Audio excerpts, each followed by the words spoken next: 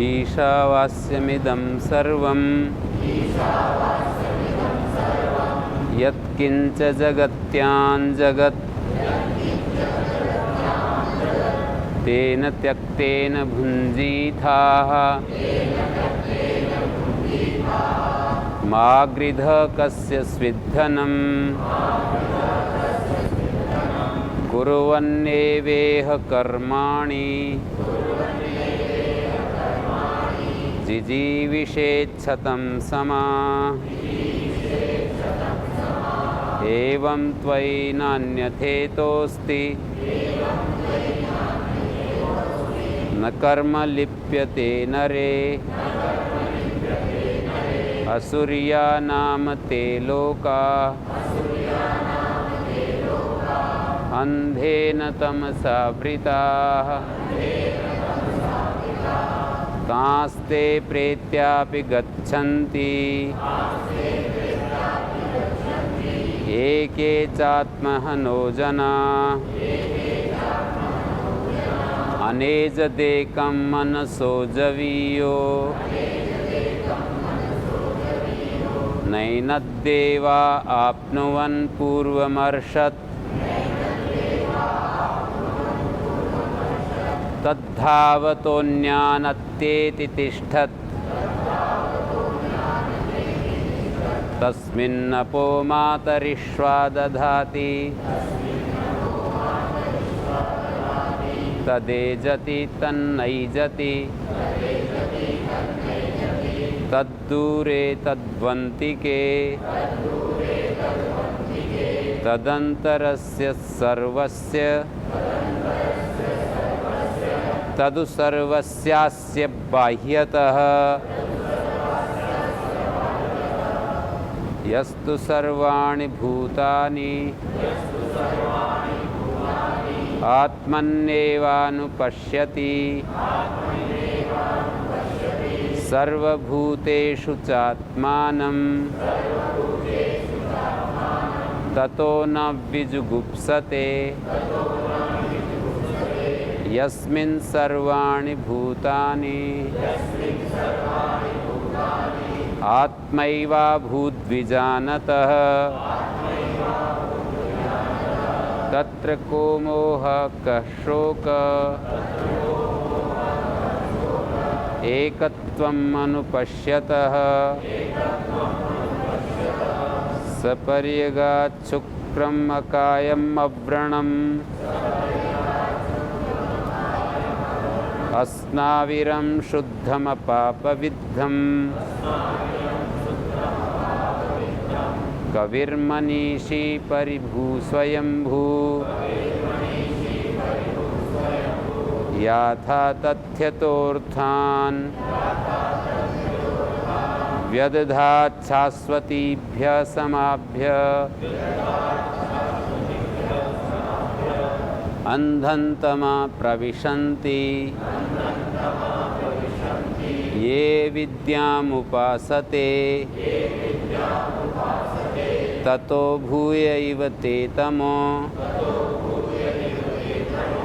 यौ विद्यायां रताः अन्यदेवाहुर्विद्यया अन्यदाहुरविद्यया इति शुश्रुमधीराणाम् येनस्तद्विचक्षिरे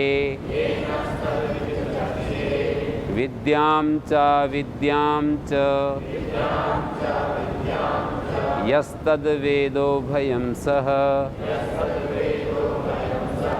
अविद्यया मृत्युं तीर्त्वा विद्ययामृतमश्नुते अंधन्तमा प्रविशन्ति ये असम्भूतिमुपासते ततो भूयैव ते तमो यौ सम्भूत्यां रताः अन्यदेवाहु सम्भवात् अन्यदाहुरसम्भवात् इति शुश्रुमधीराणां येनस्तद्विचक्षिरे सम्भूतिं च विनाशं च यस्तद्वेदो भयं सः विनाशेन मृत्युं तीर्त्वा सम्भूत्यामृतमश्नुते हिरण्मयेन पात्रेण सत्यस्यापि हितं मुखम्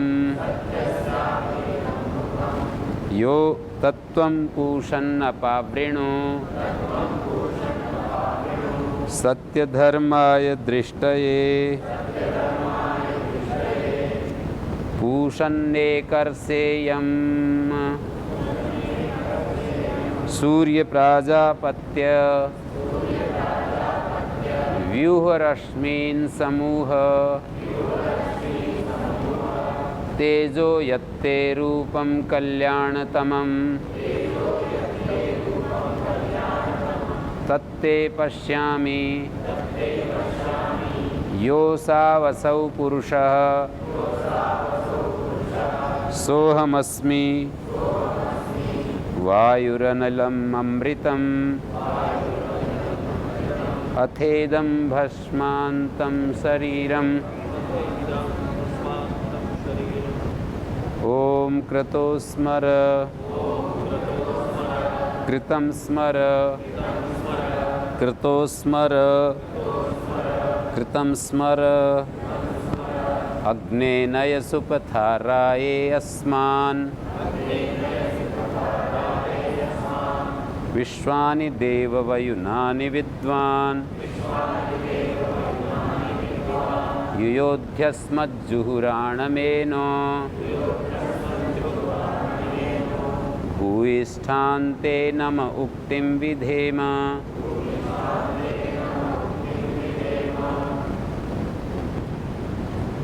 ये हमारा ईशोपनिषद का पाठ हुआ। ये मंत्र आपको स्मरण कर लेने चाहिए और इन मंत्रों का धीरे धीरे मैंने कई बार अर्थ रिवीजन किया है। आपको रूप मैं लिखवा रहा हूँ, लिख लो। राम, ये संख्या सहित लिख देता हूँ, 1 2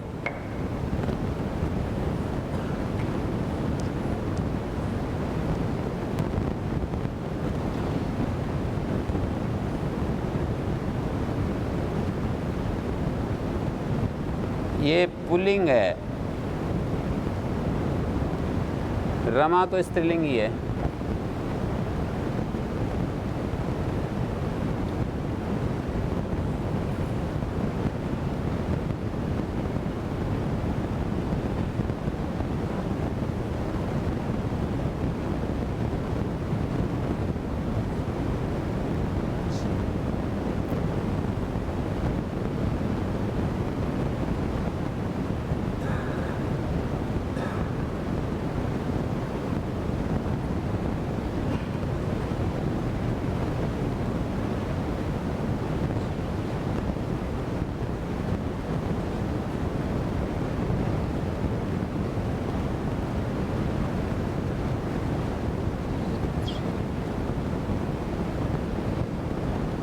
ये दिख रहा है धेनु, स्त्रीलिंग।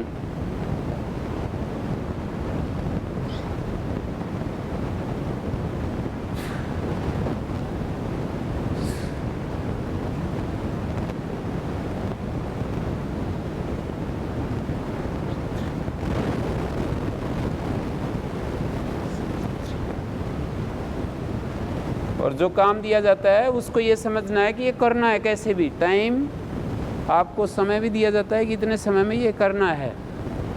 आगे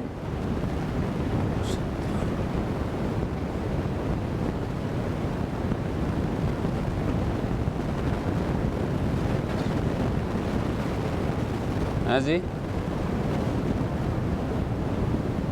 मातृ लिखा है मैंने। हाँ,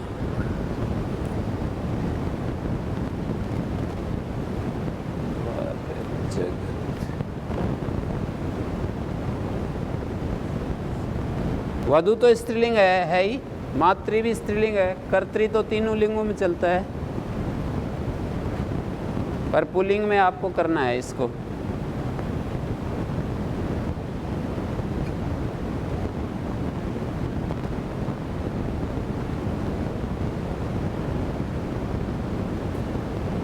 इसको नपुंसक लिंग में भी कर सकते हैं। कर्तृ 12 13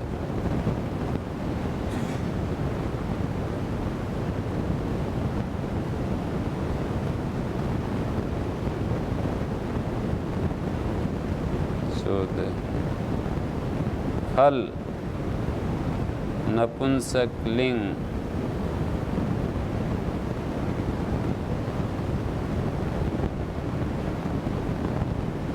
15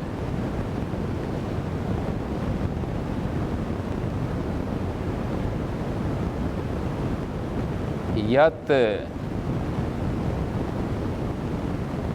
तत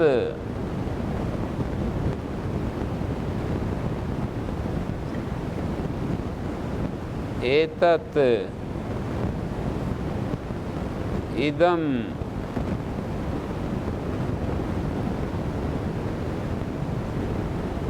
अदस्य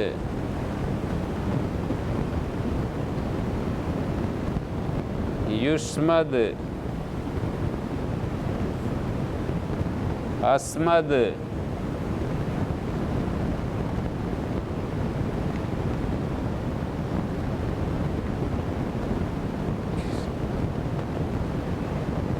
इक्कीस 22 कुछ तो ये ऐसे हैं कि ये एक दूसरे से मिलते जुलते हैं। करिन, करिन हाथी को कहते हैं।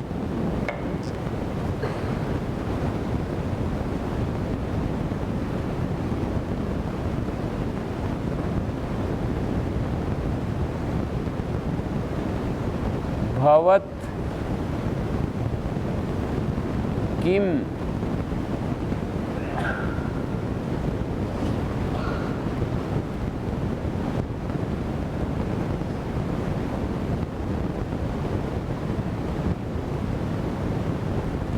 यदि आप ये इतने याद कर लेते हैं, हाँ ये तीनों लिंगों में होता है। किम यत तत आदि भी तीनों लिंग।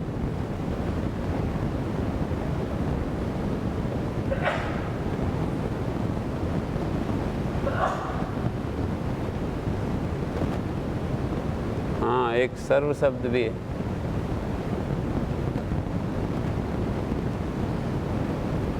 ये तीनों लिंग हैं। ये तो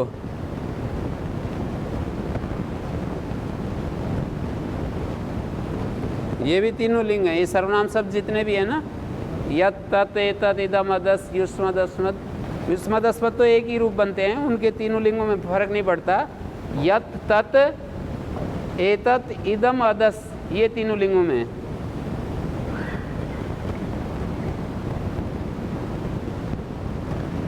तीनों लिंग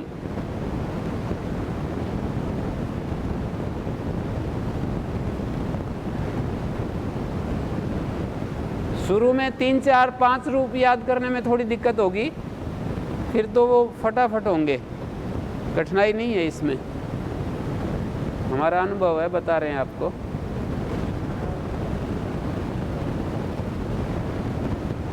शुरू में थोड़ा सा कष्ट होगा, 5 7 रूप याद करने में शुरू में कष्ट होगा। वो यदि पक्के याद हो जाते हैं तो फिर एकदम वो बन जाएगा। रूप जब याद होंगे तो आपको शब्दों के अर्थ समझने में बहुत सुविधा हो जाएगी। जब मैं बताऊंगा कि ये द्वितीय विभक्ति है, ये प्रथमा विभक्ति है, इसके बिना थोड़ा सा कष्ट हो रहा है आप लोगों को समझने में। आपकी सुविधा के लिए ही ये सब व्यवस्था की जा रही है, समझने में सुविधा हो जाएगी। देखिए एक कवि शब्द आया ईश्वर के लिए और एक मनीषी शब्द आया। एक तो मनीषी हम लोग होते हैं और एक ईश्वर मनीषी होता है। कबीर मनीषी परिभू स्वयंभू ईश्वर का वर्णन करने वाला मंत्र है। सपर्यगात शुक्रम अकायम अव्रणम अस्नाविरम शुद्धम अपापविद्धम कवि। कवि मतलब ज्ञान का उपदेश देने वाला। हमारे को जो ज्ञान का उपदेश दे रहा है उसको कवि कहते हैं। ईश्वर हमें वेद के द्वारा उपदेश दे रहा है। वेद का मतलब ज्ञान। तो ज्ञान हमारे अंदर, जो ज्ञान हमारे अंदर आ रहा है वो वहीं से आ रहा है। तो कवि है वो, और मनीषी है, हमारे मन को में जो वृत्तियां चलती हैं उनको जानने वाला है। एक एक शब्द पर हम ध्यान दें और उसको हम अनुभव करें, फील करें, तो हमारा व्यवहार में परिवर्तन आएगा, हमारे जीवन में शोधन शुरू हो जाएगा। जैसे हम ध्यान देंगे कि वो मनीषी है, हमारे मन की वृत्तियों को जानने वाला है, तो फिर हमारे मन का शोधन शुरू हो जाएगा, हम सजग रहेंगे। आप यदि आपके मन में ये विश्वास हो जाए और आप ऐसा समझ लें कि हमारे मन में जो वृत्तियाँ उठती हैं वो आचार्य जी को या स्वामी जी को पता चलती रहती हैं, आपके मन में ये बैठ जाए कि हमारे मन में जो वृत्तियाँ चलती हैं वो स्वामी जी को पता चलती रहती हैं, तो फिर आप सजग रहोगे। तो इसी तरह से मनीषी शब्द मन की जो वृत्तियां चलती हैं उनको वो जानने वाला है, ये बताता है। ईश्वर को मनीषी कहा कि हमारे मन की जो वृत्तियां हैं उनको वैसे ही वो जानता रहता है। और कवि उपदेष्टा है, वो उपदेश दे रहा है हमें। उपदेश तो वही दे सकता है जो ज्ञानी हो, अज्ञानी व्यक्ति दूसरे को उपदेश नहीं दे सकता। तो जो ज्ञान से परिपूर्ण है और उपदेश दे रहा है, हमें मार्गदर्शन कर रहा है हमें कि हमें क्या करना चाहिए क्या नहीं करना चाहिए, हमें जो रास्ता दिखा रहा है उसको कवि कहते हैं। और मनीषी जो हमारे मन की वृत्तियों को देख रहा है, हमारे मन की वृत्तियों को देख रहा है। ऐसा एक शब्द जातवेदा भी है जो हम सब की इच्छाओं को जानता है, हमारे मन में जो कुछ उत्पन्न होता है उसको वो जानता है। तो एक एक शब्द पर भी विचार करते हैं तो हमारे लिए वो बहुत बड़ी चीज़ होती है यदि हम ध्यान देते हैं। तो एक तो हमें विश्वास नहीं होता कि क्या ये सब ऐसी ही हैं, ये सब बातें ध्यान नहीं देते, या हमारे को उस तरफ हमारा ध्यान नहीं जाता है कि ये जो इन शास्त्रों में जो बातें कही जा रही हैं क्या ऐसी ही हैं। कभी आपने सोचा इस बिंदु पर?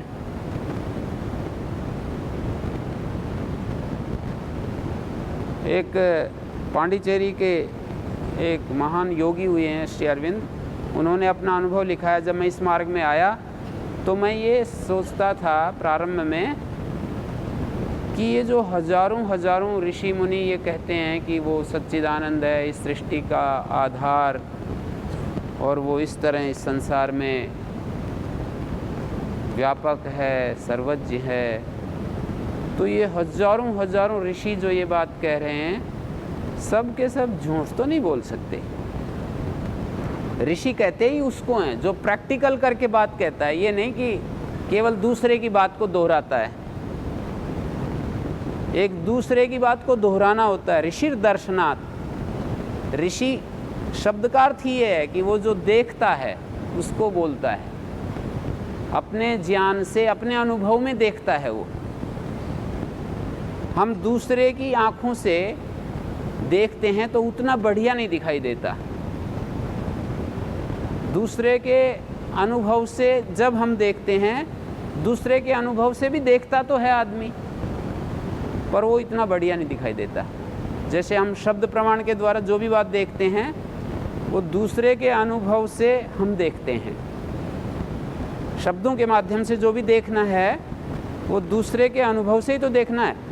मैं कई बार उदाहरण देता हूँ कि वहाँ हिमालय में जाकर के कोई पत्र लिखे आपको आपका मित्र, तो आप उसके पत्र को पढ़ करके कुछ देखते तो हो। देखना मानी कुछ आपको ज्ञान तो होता है वहाँ के पहाड़ों का, नदियों का, पर वो जो देखना है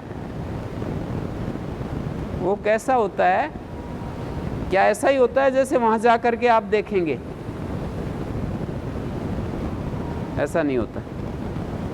तो शब्दों में भी देखना होता है, पर वो कितना भी अच्छा देखेंगे वो उतना साफ साफ नहीं दिख सकेगा जितना कि स्वयं अनुभव करके देखा जाता है।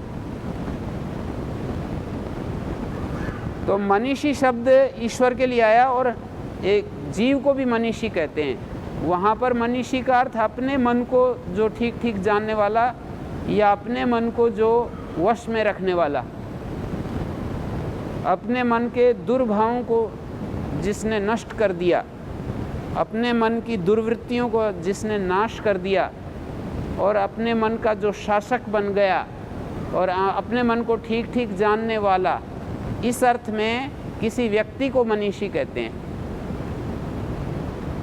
तो एक शब्द किस अर्थ को कह रहा है, उसको वो किस अर्थ का संकेतक है, ये बात समझनी और उसको फील करना। फिर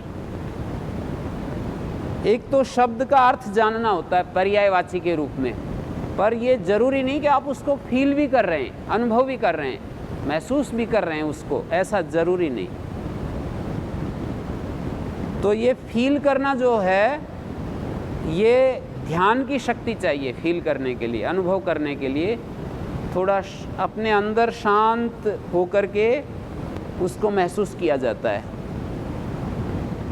जैसे वो सविता है, परमेश्वर को वेदों में सविता कहा। सविता वही देवा नाम प्रसविता, सविता देवों को उत्पन्न करने वाला होता है। अब ये तो आपने यदि अनुभव नहीं किया, फील नहीं किया, तो ये दिमाग से एक शब्द से दूसरे शब्द का अर्थ जानना होता है। बुद्धि के द्वारा एक शब्द का अर्थ एक शब्द के ट्रांसलेशन मात्र है वो। तो ट्रांसलेशन के साथ हमें फील करना होता है, उसको अनुभव करना होता है। अभी ये अनुभव कैसे किया जाता है, ये बात मैं कितने भी शब्द बोलूँगा, ये आपको मैं अनुभव नहीं करा सकता, ये आपको ही करना पड़ेगा, स्वयं आपको अनुभव करना पड़ेगा। इन मंत्रों में कहीं कहीं थोड़ा सा पाठ भेद है, वो मैंने कल बताया था। जैसे यजुर्वेद में ये जो ईशोपनिषद है, ये यजुर्वेद का जो 40वां अध्याय है, वही थोड़े शब्दों के हेर फेर से लगभग यजुर्वेद के 40वें अध्याय को ही ईशोपनिषद कहा जाता है। ये बात सबके समझ में आ गई? थोड़े शब्दों के हेर फेर से।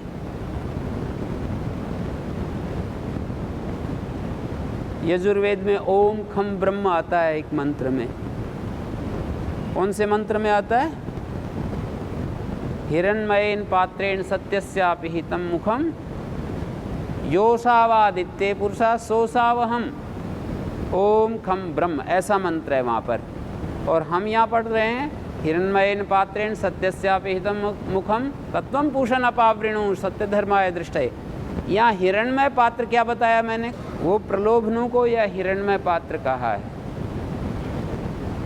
तो यजुर्वेद में कहा योषावादित्य पुरुषा, जो आदित्य में पुरुष है वही पुरुष मुझ में है, अर्थात अखंड रूप से जितना आदित्य में है उतना ही मुझ में है।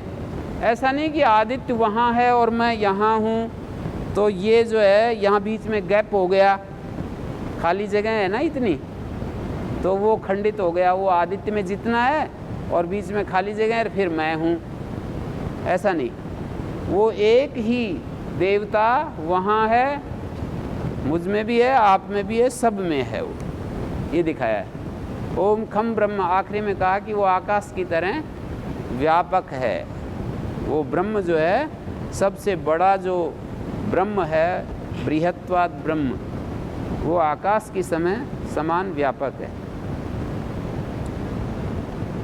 एक तीसरे मंत्र में भी थोड़ा पाठ भेद है। असुरिया नाम ते लोका अंधेन तमसा वृता, अंधकार से आवृत लोक हैं। असुरीय लोग कौन से होते हैं?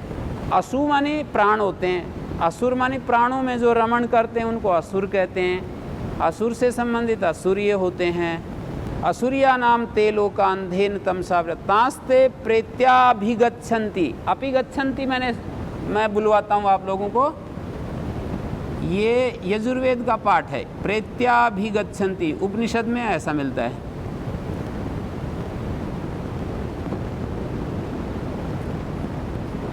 अभिगच्छन्ति और वहाँ मिलता है अपिगच्छन्ति यजुर्वेद में। एक ही बात है लगभग, है अपिगच्छन्ति अभिगच्छन्ति। प्रेत्य मानी आगे थोड़ा सा बताएंगे। जब ये रूप याद कर लोगे तो अगला स्टेप होगा कुछ प्रत्ययों की जानकारी, जैसे कत्वा, ल्यप, तुमुन, क्षत्रि, शानच, कत,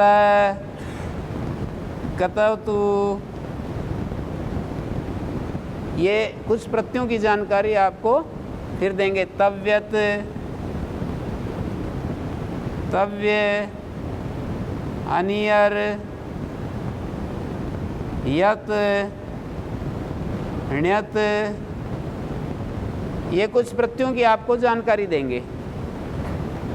पहला स्टेप आपको करना है, पूरा करके दिखाना है, शब्द रूप याद करके दिखाने हैं। फिर इसके बाद ये जो मैंने लिखे हैं इन प्रत्ययों के बारे में कुछ बताएंगे, इनकी जानकारी देंगे। इससे आपको वो अगला स्टेप है। तो प्रेत्य में ये वाला प्रत्यय है ल्यप, जो करके होता है वो इन दोनों प्रत्ययों का अर्थ होता है, कत्वा और ल्यप का। प्रेत्य मानी मरकर, गत्वा मानी जाकर, खादित्वा खाकर, अधीत्य मानी पढ़कर, शयित्वा मानी सोकर। तो इस तरह से ये अगला आपको पाठ आगे हम आपको सिखाएंगे। एक पाठ यदि आप पूरा करते हैं तो अगला पाठ करने के लिए सुविधा हो जाती है। विद्या और धर्म के जो प्राप्ति क्रम होते हैं वो विष के समान बताए हैं। आपको जहर पी करके अमृत पीना होगा, जहर पी करके और अमृत में बदलना होगा। उसको बदलना क्या हो तो बदल ही जाएगा, ऐसा स्वाभाविक ही ऐसा सिस्टम है कि आपने कष्ट उठाया और वो कष्ट सुख में बदल जाएगा, जहर पिया वो अमृत में बदल जाएगा। ये जहर पीना ही होता है, अपनी वृत्तियों को रोकना और निरंतर अपने समय का एक एक क्षण का उपयोग करना, ये सब जहर पीने जैसा ही है। हाँ, ल्युट है, घै है, बहुत सारे प्रत्यय हैं। और ल्युट, घै, तिन, अच, णुल, त्रिच, बहुत प्रत्यय होते हैं, सैकड़ों प्रत्यय होते हैं। किसी शब्द का जो अंतिम भाग है उसको प्रत्यय कहते हैं और शुरू वाले भाग को धातु कहते हैं। शब्द के दो भाग होते हैं, धातु क्रिया को कहती है और प्रत्यय कारक को कहता है। और कभी कभी उस क्रिया का ही प्रत्यय भी उस क्रिया को ही कहता है। कभी कभी शास्त्रीय भाषा में उसको कहते हैं भाव। भाव शास्त्रीय भाषा में भाव का मतलब क्रिया होता है। व्याकरण में भाव माने क्रिया। तो कभी कभी ऐसा भी होता है कि धातु भी क्रिया को कह रही है और प्रत्यय भी उसी क्रिया को ही कहता है। बाकी ज़्यादातर क्या होता है कि धातु तो क्रिया को कहती है और प्रत्यय कारक को कहता है, मिल करके वे शब्द का अर्थ बताते हैं। जैसे पाचक है तो पच धातु तो पकाने को कहेगी और अक 5 अख, 2 भाग हो गए, वाले को कहेगा वाला, पकाने वाला, ऐसा अर्थ हो गया। शब्दों के अर्थ से तो आपको परिचय हो रहा है ना धीरे धीरे कि ऐसा स्ट्रक्चर है ये। गो शब्द है, जैसे गमन करने वाले पशु को गो कहेंगे। गमन करने वाला इतना अर्थ है। अब वो गमन करने वाला पशु है तो पशु हो जाएगा, गमन करने वाली इंद्रियां हैं तो वो गो इंद्रियां हो जाएंगी, गमन करने वाली वाणी है तो वाणी हो जाएगी, गमन करने वाली किरणें हैं तो किरणें हो जाएंगी, गमन करने वाली पृथ्वी भी है, गमन करने वाला धनुष भी है। ऐसे बहुत सारे अर्थ हो जाते हैं। गमन करना ये क्रिया जिस जिस पदार्थ में जोड़ेंगे उसको उस नाम से कह देंगे। जैसे दृष्टि है, सत्य धर्माय दृष्टये, तो दृश् धातु है और ये टी प्रत्यय है। व्याकरण की भाषा में ती कहते हैं, प्रयोग में ये टी रहता है। तो दृष्टये चतुर्थी विभक्ति में दृष्टये बन गया। रूप याद करने बहुत ज़रूरी हैं। रूप याद कर लोगे आपको ना, ये जो मैंने लिखे हैं लगभग 31 रूप याद कर लो, आप एकदम से प्रकाश जैसा हो जाएगा आपको शब्दों के बारे में कि अच्छा ये ऐसे ऐसे काम कर रहे हैं। फिर धातु रूप याद कराएंगे। तो ईशोपनिषद के बारे में जो चर्चाएं हुई हैं उससे आपको इस उपनिषद में प्रवेश के लिए एक मार्ग दिया है। आप जितना इस पर विचार करेंगे, बहुत सारी इसमें बातें हैं, विद्या विद्या, संभूति असंभूति, त्याग और भोग, कर्म में अनासक्ति, जीव और जगत के परस्पर संबंध, और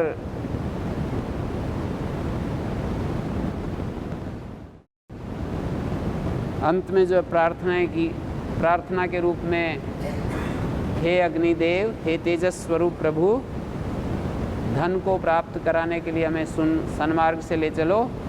आप हमारे समस्त उत्तम कर्मों को, हमारे लिए जो कर्तव्य है उसको जानते हो, और जैसा मैं हूँ वो भी जानते हो। विश्वानि देव वयुनानि विद्वान, हे देव मेरे समस्त कर्मों को आप जानते हो जो मैं हूँ। योध्यस्मत् जुहुराण मेना का क्या अर्थ है? हमसे जुहुराण मेना, जुहुराण कहते हैं कुटिल, टेढ़ी मेढ़ी, एना पाप। एक एक शब्द को पकड़ करके दिमाग में जचाना पड़ता है। जैसे वस्तुएं जचाते हैं ना वहाँ कमरे में, ऐसे जचाना पड़ता है। यहाँ एक चीज़ को उठा करके यहाँ जचा दिया, फिर दूसरी चीज़ को ऐसे जचाना पड़ता है। एना मानी पाप, कुटिलता पूर्ण जो पाप हैं उनको युयोधि हमसे, युयोधि मानी दूर कर दो, हटा दो। भूयिष्ठाम बहुत ज़्यादा, नम उक्तिम,